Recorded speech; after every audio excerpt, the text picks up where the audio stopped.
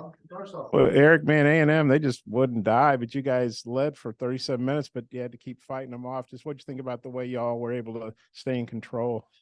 Yeah, I mean, we figured coming into the game that that Texas A&M would play extremely hard, and it would be a 40-minute game, just like almost every game that we play them is. And give our guys a lot of credit. We're still tinkering with some of our defensive schemes, and tonight the black block shots were really big between the two Mitchell twins, and changing the starting lineup. I mean, I don't know if what we're going to do for Saturday. Maybe we continue to kind of alter based on who we play against, or maybe we'll eventually settle into a starting lineup. I'm not sure.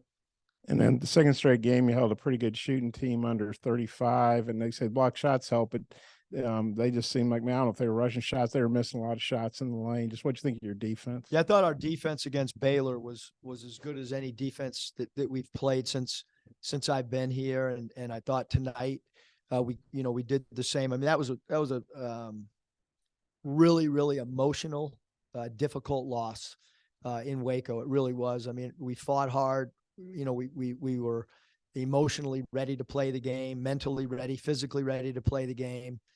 And then practice the last couple of days has been unique in the fact that, Jalen Graham, his Achilles is bothering him.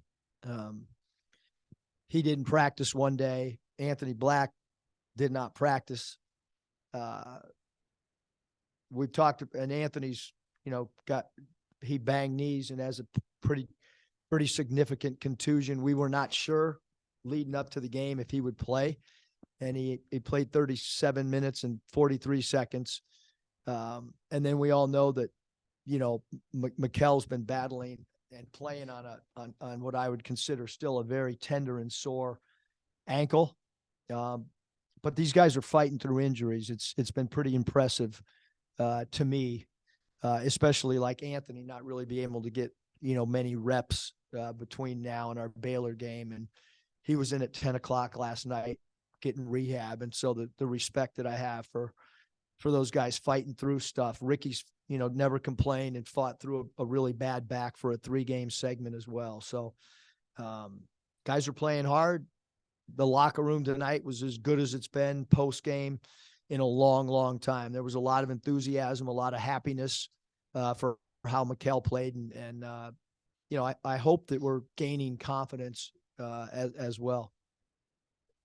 And then you mentioned Mikel being banged up, but he gets to start on his birthday, flirts with a triple double there. Just what'd you make of his performance on both ends? Yeah. I mean, as I left tonight, heading to the arena, the one thing my wife said is make sure you start the Mitchell twins because it's their birthday. I said, yeah, okay. Thanks, Danielle. I mean, both of them were good, that's a lot of block shots, but, we're doing some unique things with Mikel defensively on where we place him. The last 2 games and we've been trapping a lot more at half court than we have all season long. And, so we're adding some defensive stuff, much like we have the last couple of years. And, we have to continue to do that. We have to continue to try to figure out new and different things that maybe the opponent hasn't seen us do much. And what do you think about the way Jordan Walsh was able to come off the bench and really assert himself into the game? I thought Jordan was, tonight was a real game changer for us. I thought his energy was phenomenal. He played most of the second half. He approached the game the right way.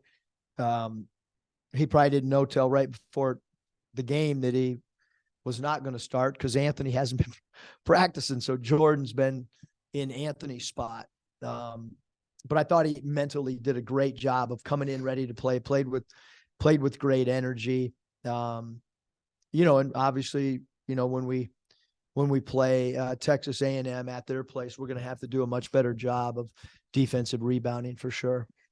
Eric, in your opinion, what makes Mikel a sound interior defender other than, 6'10" and long arms? Has he got anticipation, or just what do you see from him? As great anticipation. I think he gets off the floor, Scotty, way better than maybe someone his size and weight.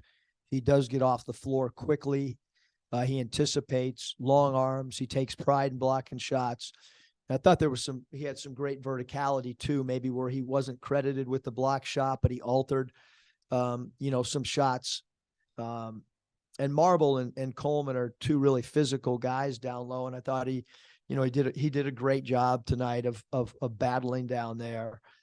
And both of them, when they were in the portal, one of the things that was really important to us was looking at their analytic defensive numbers. And before they got here, they were really good analytically from a defensive standpoint, and they've certainly carried that on here as well.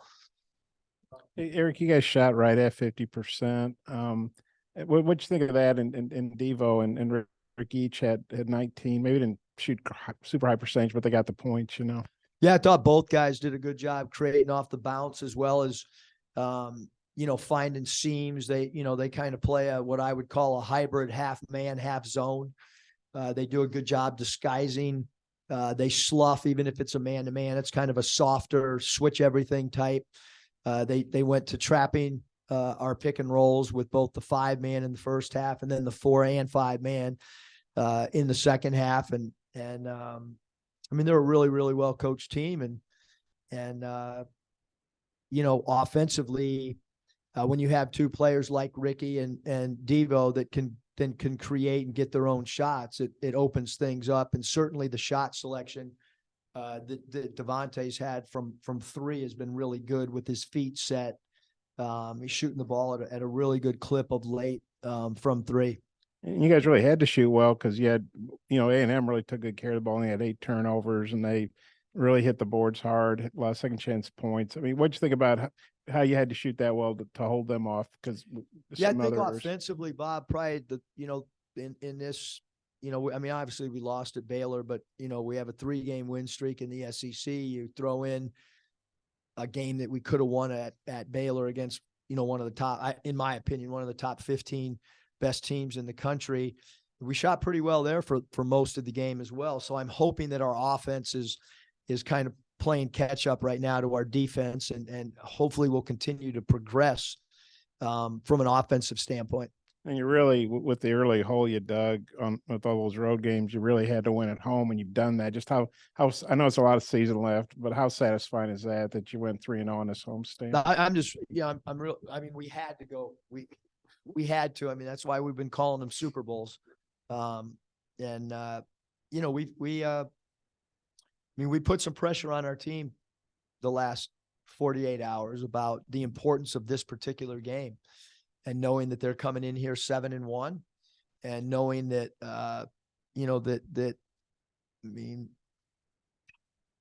when they walked in tonight, we had signs all over of different messages about the importance and the meaning of this particular game, because we know we have really difficult road games coming up. We understand that every game in the road is hard. So yeah, it was a big game, an important game for us. You kind of touched on it already, but 24 offensive rebounds is a lot. But I guess if you're going to give those up, to have 13 blocks, and it looks like A&M missed 24 layups. So the ability to just contest and alter shots at the rim, how key was that tonight? I think it's really important. Again, if you're going to, hold the team to a low percentage, they're already a great offensive rebounding team, even if they shoot the ball at a good clip. So certainly we're going to have to clean that up. They took 20 more shots than us. So for somebody to take 20 more shots, only have 8 turnovers, and you still win by double digits, it's, we did some things right as well. So, but obviously we got to get better and continue to clean up. And that's what's really cool about college basketball, is you have the opportunity. I'm excited for our next film session to try to get better. And I'm excited to send some individual clips to guys tonight, and look forward to watching the game tonight again at home, and try to keep getting better. Eric, Devo's hit at least 2 threes in 5 straight games. I think I've got him 9 of 15 in the last 3 SEC home games. Did you see this perimeter shooting from him coming? know, I he's- know he's done a lot of work behind the scenes, but just to flip a switch like that midseason. I mean, he's just worked so hard of late. I mean, he's in again today. Like I think I got here at 8, maybe 7:30, and he was already in here. AB came in soon after rehab. He's in shooting. I mean, it's a team that, we're obviously, frustrated at times because we played so many close games on the road, but it's also a team that is continuing to believe in what, that's why Devo's in shooting all the time. That's why AB's in rehabbing at 10 at night and coming back the next morning. I mean, he did everything he possibly. I lifted today for an hour, and he was in there the entire hour using bands and trying to get the knee loose as they've been trying to get the swelling down as well. He and Matt Townsend. Eric, you mentioned positive signs in the locker room. Could you share what some of them said? Just a lot of enthusiasm. I think the build up to this game, that, they could feel it. I think the sting of the Baylor game, because we gave it all, I mean, the locker room after the Baylor game was pretty silent. I mean, there was a lot of pain. And so the question is, how do you come back after that? Do you fight, or do you let that linger? And I thought we showed, great toughness tonight with the way that we responded after a fairly short turnaround. Second straight Tuesday was crappy weather. Tonight was probably even worse with snow on top ice or whatever. I'm guessing there was probably 10,000 plus. What'd you think of that? I mean, the student section, I can't say enough about it. I mean, we can talk about all the guys on the floor, but I'm going to tell you right now that our student section had as much to do with the win as anyone in uniform tonight. I thought that they were incredible. I'm getting ready to leave the night, and I say to my mom as I'm walking out the door, because it's her first time being here. It's her first home game that she's ever seen at Arkansas. And I said, gosh, Mom, I wish you could really see Bud Walton. And Danielle snapped back and said, it's going to be a great crowd. And she was right. It's not, what it normally is, but considering the circumstances, I don't want to use the word shocking, because nothing shocks me with our crowd anymore, but it was really, really phenomenal. I mean, the students, I wish we could give them all a big hug and thank them individually, because I know our players really appreciated the student support tonight for sure. And you kind of smirked a minute ago when you said Danielle told you needed to start the Twins, but you did start them. So, Not because of her. Okay. She might feel differently. I'm going to go home and tell her. Great suggestion. Yeah. Okay. Thanks, guys.